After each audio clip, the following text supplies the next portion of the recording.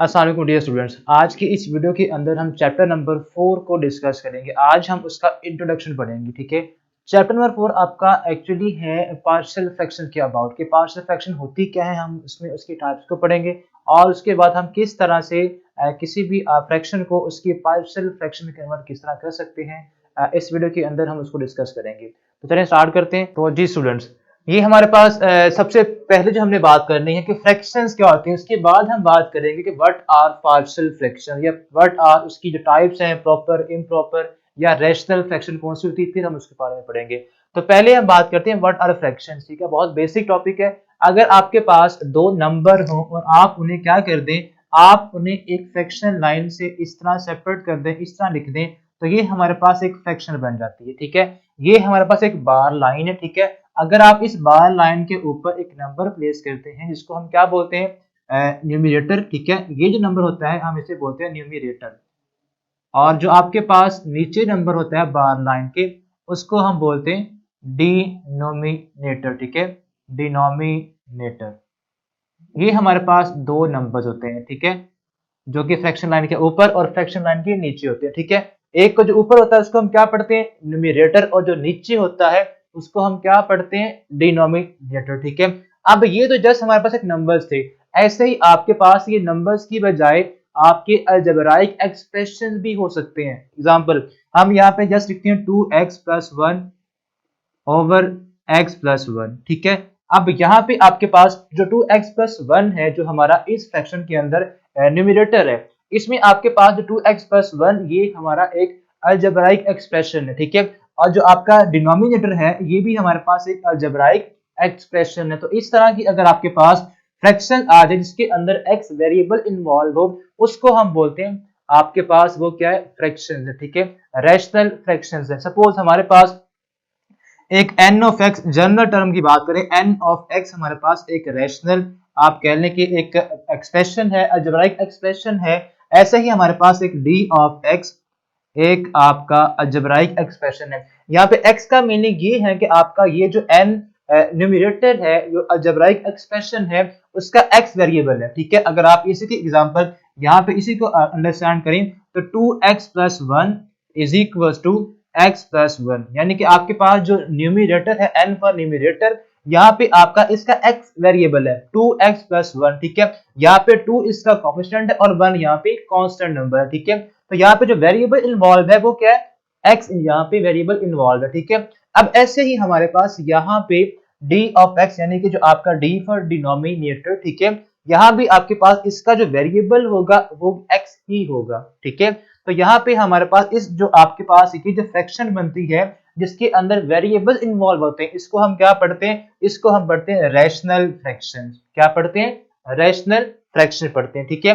अगर आपके पास एक ऊपर न्यूमरेटर हो जो कि अलजेब्राइक हो, ठीक है, और ऐसे ही आपके पास एक डिनोमिनेटर हो जो भी अलजेब्राइक हो, ठीक है, एक्सप्रेशन हो, इसी तरह आप उसको एक फ्रैक्शन लाइन में के साथ लिख दें, एक फ्रैक्शन बना दें, ठीक है, तो ये हमारे पास बन जाएगा रैशनल फ्रैक्शन, ठीक है।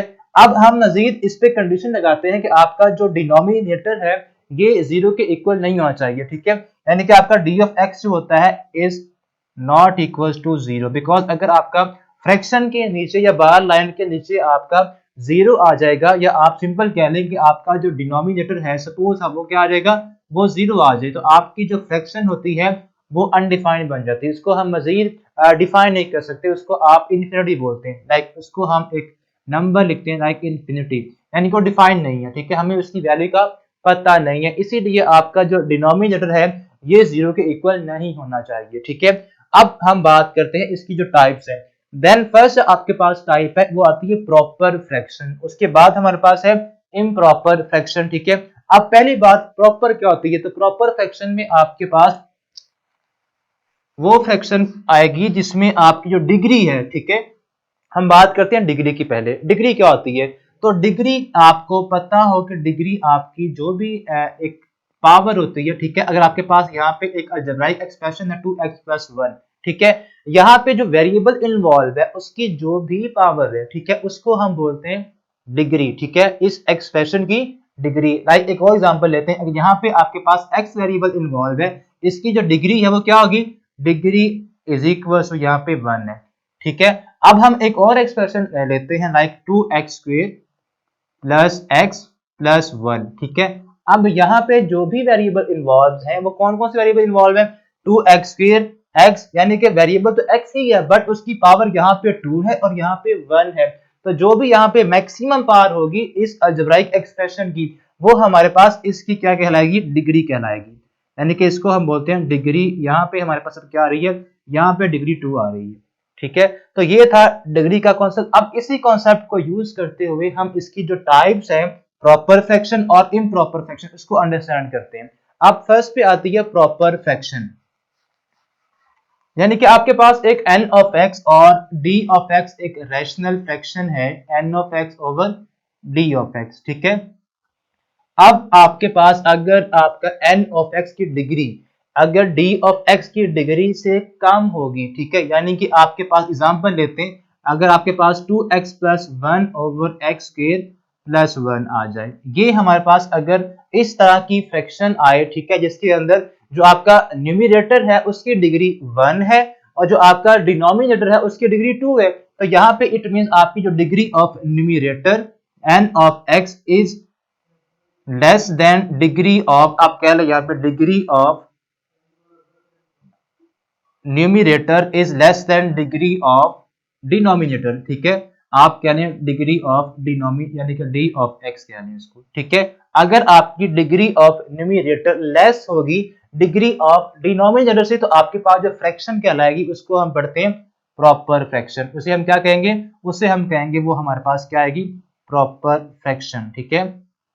एग्जाम्पल हम यहाँ और भी बना सकते हैं, लाइक एग्जाम्पल और लिखें तो यहाँ पे x square plus x plus 1। इसके अलावा हम बात करें तो यहाँ पे आप कह लें एक्स क्यूब, ठीक है। यहाँ पे आपके पास अगर एक्स स्क्वायर है तो यहाँ पे शुड भी जो आपके जो डिनोमिनेटर होगा उसकी डिग्री ज्यादा होनी चाहिए, तो यहाँ पे वो क्या होगी? एक्स क्यूब प्लस 1, ठीक है। यानी कि अगर आप इसकी डिग्री की बात करें तो यहाँ पे 3 है और यहाँ पे जो डिग्री है वो 2 है, तो degree of numerator is less than degree of denominator. तो यहाँ पे आपके पास ये जो कंप्लीट फ्रैक्शन कहलाएगी इसको हम क्या पढ़ेंगे? ये जो फ्रैक्शन है इसे ये प्रॉपर फ्रैक्शन है, ठीक है। अब हम बात करते हैं व्हाट इज इम्प्रॉपर फ्रैक्शन। बिल्कुल इसका ऑपोजिट केस है। अगर आपके पास डिग्री ऑफ न्यूमरेटर जो आपकी है उसकी डिग्री क्या हो जाए? ग्रेटर हो जाए, ठीक है। अगर ग्रेटर हो जाए या इक्वल आ जाए तो आपके पास जो फ्रैक्शन बनेगी उसको हम कहेंगे, वो हमारे पास जो फ्रैक्शन है वो आपके पास इम्प्रॉपर फ्रैक्शन बन जाएगी, ठीक है।